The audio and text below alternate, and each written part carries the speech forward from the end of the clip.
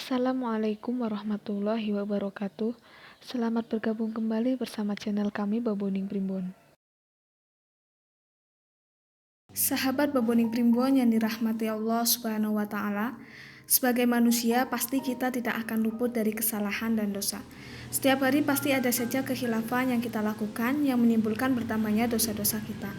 Hal ini membuat dosa kita setiap hari pasti semakin banyak jika kita tidak melakukan apa-apa untuk menghapusnya. Bahkan, mungkin di antara banyaknya dosa yang kita lakukan, ada di antaranya yang termasuk dosa besar, di mana dosa besar ini tentu lebih sulit untuk menghapusnya.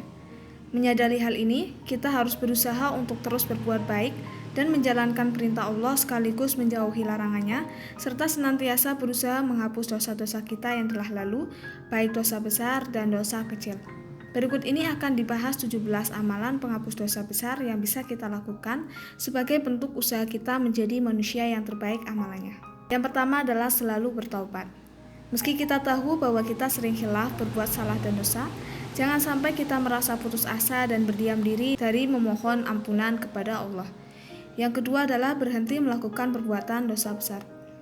Setelah bertaubat, tentu kita harus saat itu juga berjanji dan bersungguh-sungguh berhenti melakukan perbuatan dosa yang mengakibatkan dosa besar.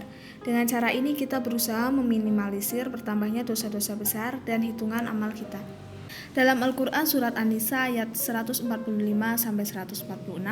Allah Subhanahu wa Ta'ala berfirman, sesungguhnya orang-orang munafik itu ditempatkan pada tingkatan yang paling bawah dari neraka, dan kamu sekali-kali tidak akan mendapat seseorang penolong pun bagi mereka, kecuali orang-orang yang taubat dan mengadakan perbaikan dan berpegang teguh pada agama Allah dan tulus ikhlas mengerjakan agama mereka karena Allah.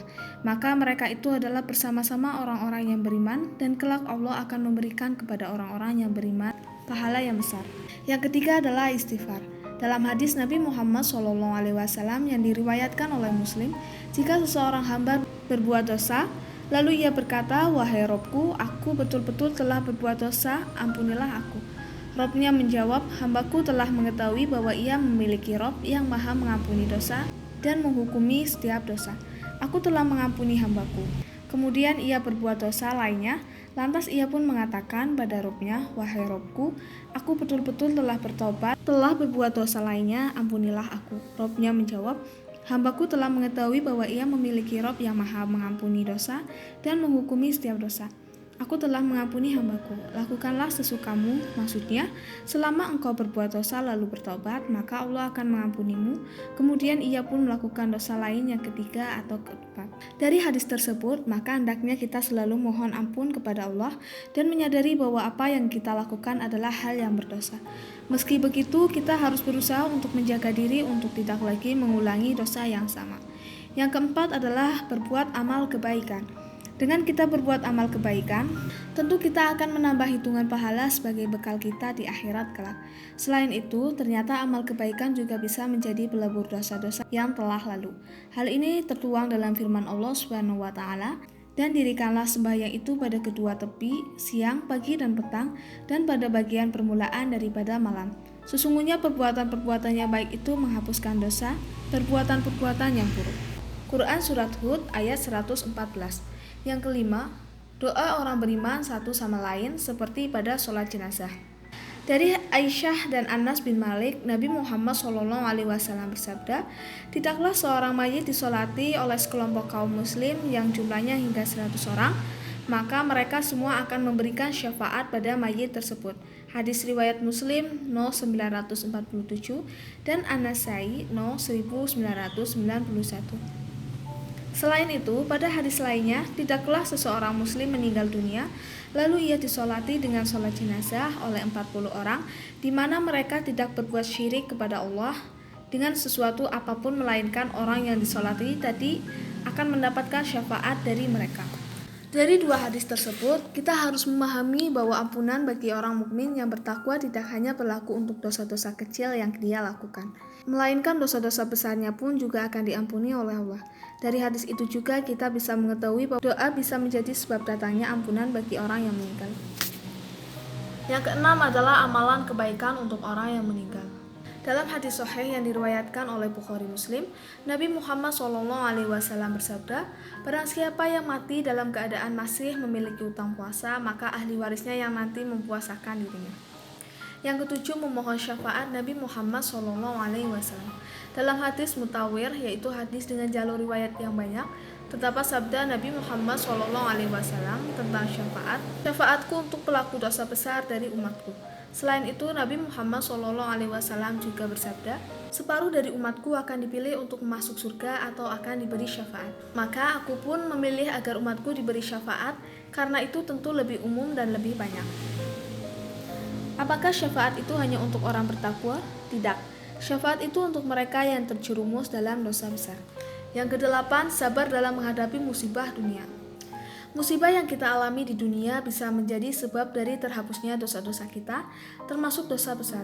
Musibah itu bisa berupa sakit, kehilangan seseorang, hingga cobaan lain yang mungkin terasa berat untuk kita tanggung. Hal ini sesuai dengan sabda Nabi Muhammad SAW yang diriwayatkan oleh Bukhari Muslim. Tidaklah menimpa seseorang mukmin berupa rasa sakit yang terus-menerus, rasa capek, kekhawatiran pada pikiran, sedih karena sesuatu yang hilang, kesusahan hati atau sesuatu yang menyakiti sampai bunuh diri yang menusuknya, melainkan akan dihapuskan dosa-dosanya. Oleh karena itu, hendaklah kita bersabar saat ditimpa musibah di dunia, karena hal itu bisa menjadi penghapus dosa-dosa yang pernah kita lakukan. Yang kesembilan, berbanyak sedekah. Sedekah adalah menyisihkan sebagian dari rezeki yang kita terima untuk diberikan kepada orang lain yang membutuhkan dengan tujuan meringankan kesusahannya. Tidak hanya itu, sedekah juga bisa berupa pembelanjaan harta kita untuk kepentingan dakwah dan syiar agama Islam. Hal ini tidak wajib namun sangat besar pahalanya di sisi Allah. Yang ke-10, sedekah dalam Islam.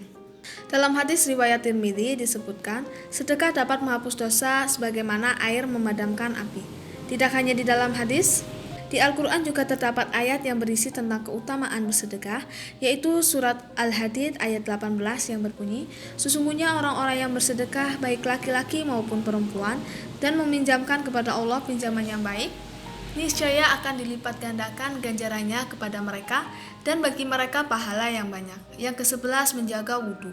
Wudhu dan menjaga wudhu merupakan salah satu amalan penghapus dosa, termasuk dosa besar. Nabi Muhammad SAW bersabda, "Barang siapa yang berwudhu seperti wudhuku ini, maka dosa-dosanya yang terdahulu akan diampuni. Sedangkan sholatnya, jalannya menuju masjid adalah amalan tambahan." Hadis riwayat Muslim dan An-Nasai. Yang ke-12, sholat. Sholat merupakan ibadah yang menjadi tiang agama kita. Sebagai seorang muslim, kita memiliki kewajiban untuk menunaikan sholat 5 waktu setiap harinya. Ternyata sholat juga merupakan penebus dosa seorang manusia. Bisa diumpamakan bagi seorang muslim yang melakukan sholat 5 waktu sehari semalam adalah seperti seseorang yang di depannya mengalir sungai dan ia mandi sebanyak 5 kali sehari. Artinya, tidak ada kotoran yang tersisa padanya. Begitulah perumpamaan sholat 5 waktu. Dengan sholat itu Allah akan melebur kesalahan-kesalahan hambanya. Sabda Nabi Muhammad SAW dalam riwayat Bukhari dan Muslim. Yang ke-13, puasa. Puasa selain bisa mencegah kita dari melakukan perbuatan-perbuatan dosa, juga bisa menjadi amalan yang membuat dosa-dosa kita diampuni. Dalam hadis riwayat Bukhari Muslim, Nabi Muhammad SAW bersabda, "Barang siapa berpuasa Ramadan dengan iman dan ikhlas, mencari pahala karena Allah, maka diampunilah dosanya yang sudah lewat." Yang ke-14, keutamaan puasa Ayyamul Bid. Tentu alangkah baiknya jika kita juga mengamalkan puasa-puasa sunnah yang dianjurkan, seperti puasa Ayyamul Bid, yaitu puasa sebanyak 3 hari setiap pertengahan bulan Hijriah. Dalam Mu'jam Al-Kabirnya, Tabrani meriwayatkan dari Maimunah binti Sa'ad bahwa Rasulullah SAW bersabda, "Dari setiap bulan 3 hari, siapa saja yang mampu melaksanakannya, maka pahala setiap harinya bisa melebur 10 kali kesalahan, dan dia bersih dari dosa seperti air membersihkan pakaian." Yang ke-15, ikhlas dalam beramal. Terdapat sebuah kisah dalam hadis yang diriwayatkan oleh Bukhari tentang seorang wanita pezina yang diampuni dosanya karena dia menolong seekor anjing yang kehausan untuk minum dari sepatunya. Dalam riwayat itu, Nabi Muhammad SAW bersabda, "Tatkala ada seekor anjing yang hampir mati karena kehausan, berputar-putar mengelilingi sebuah sumur yang berisi air. Tiba-tiba anjing tersebut dilihat oleh seorang wanita pezina dari kaum Bani Israel. Maka wanita tersebut melepaskan khufnya, sepatunya untuk turun ke sumur dan mengisi air ke sepatu tersebut, lalu memberi minum kepada si anjing tersebut. Maka Allah pun mengampuni wanita tersebut karena amalannya itu. Dalam kisah itu tercermin bahwa wanita pezina tersebut berbuat baik dengan ikhlas tanpa mengharap balasan ataupun ucapan terima kasih dari anjing yang ditolongnya. Maka keikhlasan ini pun yang menjadi penghapus dosa besar yang telah dilakukan. Yang ke-16, selalu menjaga tauhid. Artinya, kita selalu meniatkan diri untuk beribadah dan melakukan semua amal baik hanya karena Allah semata. Sama halnya dengan menjauhi perbuatan buruk hanya karena takut akan murka Allah. Dengan menjadikan Allah sebagai satu-satunya tujuan kita, akan terhapus juga dosa-dosa yang pernah kita lakukan, termasuk dosa besar. Yang ke-17, membaca lafaz ringan namun berat di timbangan amal. Nabi Muhammad SAW bersabda, barang siapa membaca subhanallahi wa bihamdihi, maha suci Allah dan segala puji baginya, 100 kali dalam sehari, maka dosanya akan dihapus meskipun sebanyak buih lautan. Maka banyak-banyaklah membaca lafaz zikir satu ini di saat apapun dan dimanapun, kecuali di tempat seperti kamar mandi, toilet, atau tempat najis lainnya. Wallahu a'lam bishawab. Sahabat Baboni Primbon yang dirahmati Allah Subhanahu wa taala, demikian merupakan amalan penghapus dosa besar menurut Islam.